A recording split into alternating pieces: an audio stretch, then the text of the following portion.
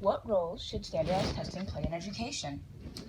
I don't think standardized testing should play such a big role in education for multiple reasons.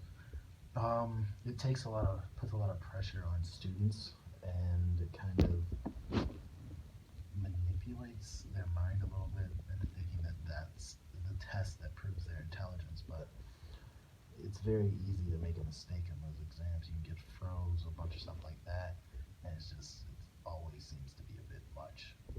So there are ideas for alternative tests, such as performance assessments, which involve students uh, performing a task that is similar or a simulation of a real life task. For example, students writing letters to their principals, expressing their views on school rules, which simulates real life community input at city council meetings. How do you think a performance assessment makes a better alternative to a standardized test? Well, it's more applicable to real life, but there's another problem with that is because the reason standardized tests are implemented is because of more logic-based majors. You can't really test that in a way. You can't really test Calc 1, Calc 2, pre-Calc, or anything like that in a non-standardized test. You give them an exam, but even if it's not a standardized test, it's still an exam, it's still going to put the same amount of pressure as that sort of test that would. But if they could figure out a way to implement that as well, it'd probably be a very better alternative. All right. And also, we've discussed IQ tests. And should a student's intelligence be solely based on a standardized test? Of course not. That makes no sense.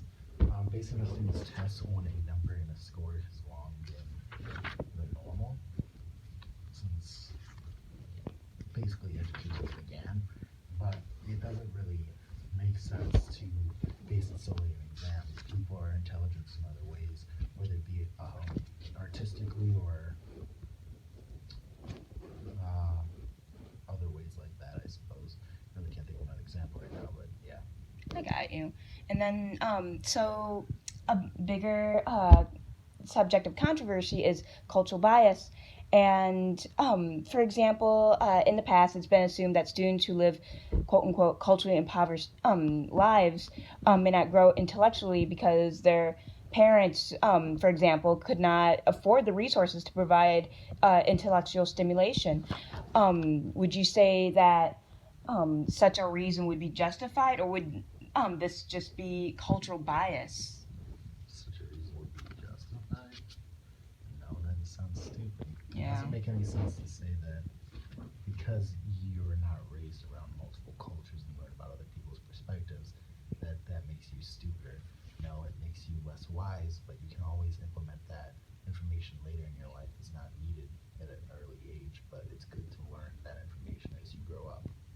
Okay, so have a growth mindset instead of a fixed one kind of idea. All right, and so anxiety during tests are fairly common and affects students very differently. Do you think anxiety affects the reliability and validity of test scores because of this? Um, yes and no. It's pretty hard to determine everyone's perspective. It's very different for every person. For me, I mean, of course, I get anxiety, but usually that anxiety it puts pressure on me and allows me to do better in a way. Okay. It makes my critical thinking faster and allows me to get through the exam quicker instead of wasting time on one problem. If I felt no pressure, I could just sit around and wait until I figured it out. But having that time environment forces you to think quicker, and that's the reason they probably have exams, time to give you that anxiety so that you realize that the pressure's on. All right. And so validity refers to whether the test scores accurately align with the test's actual purpose. So, in this case, do multiple choice assessments accurately explain a student's thinking in, like math or science? Um, I guess it's kind of hard to say. Mm-hmm. I mean, to a degree, it probably is, but even those exams aren't really applicable to the real world and how you're going to use that stuff, especially for me. In engineering, math is something that I will use, but not in the way that courses, but I still have to take my exams in that mindset, which I think is kind of one of the flaws of the education system. Okay, and reliability refers to whether the results of an assessment can be trusted as consistent. Would you say that standardized tests such as the ACT, SAT, and IQ tests be reliable in that sense? I don't think so completely. Okay. I mean, to a degree, it's reliable to, if it was more on a range for, instead of having one number, it'd be better to provide a description of what the person's good at and what they're not good at. Maybe you're good at one certain portion of math, but not good at another portion, or one certain portion of writing and more poor in another portion, but instead they just provided an equal score to base your entire knowledge of that entire subject, which isn't the correct way to do it. I see. So it sounds like, based on your answer so far, there are a lot of pros and cons to standardized testing, but instead of acting as a primary source, it should be more of a supplementary source of pinpointing a student's progress. Yeah, I suppose. Okay, and so school funding. When it comes to school funding, a lot of these test scores determine whether a school should be well funded or have cut funding. How do you feel about test scores determining the funding of a school? I feel like they have it backwards when it comes to funding. Mm-hmm. The higher the test scores, the more money they throw at the school.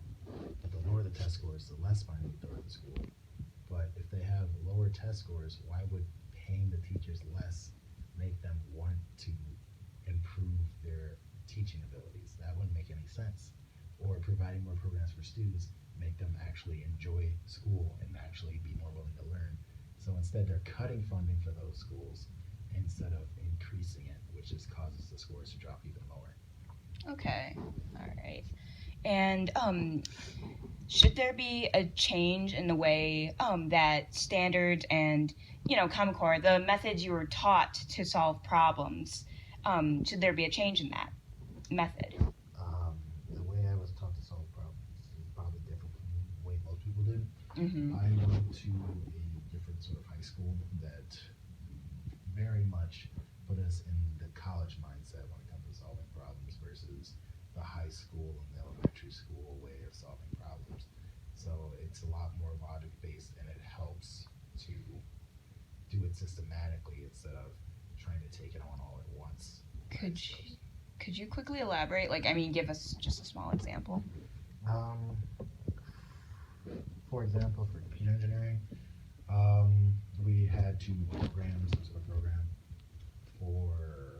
to create a calculator for complex numbers, and we broke it down into multiple parts to figure out how we're going to implement it so that it works correctly. While normally most people who don't have some sort of logic-based background or something like that might just go ahead and try and start it immediately, thinking that they might know what to do, but it will take them twice as long if they don't break it down into smaller parts and do it that way. Yeah. And okay, so the ACT and SAT are are the tests that usually determine college admissions. While the ACT doesn't deduct points for incorrect answers, the SAT does. Does this affect the test scores' reliability, validity, in a challenging or beneficial way? I don't know, because both tests are graded quite differently. They both have very different scales.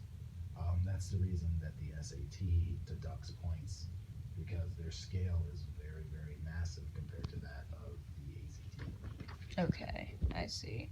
And should college admissions determine a student's abilities on standardized testing such as the ACT or SAT? Well, probably to a degree, but not to the point that they do. They provide scholarships, FAFSA, everything based upon that, but Yeah. it is an accurate way to figure out how hard someone worked at studying for the ACT, not really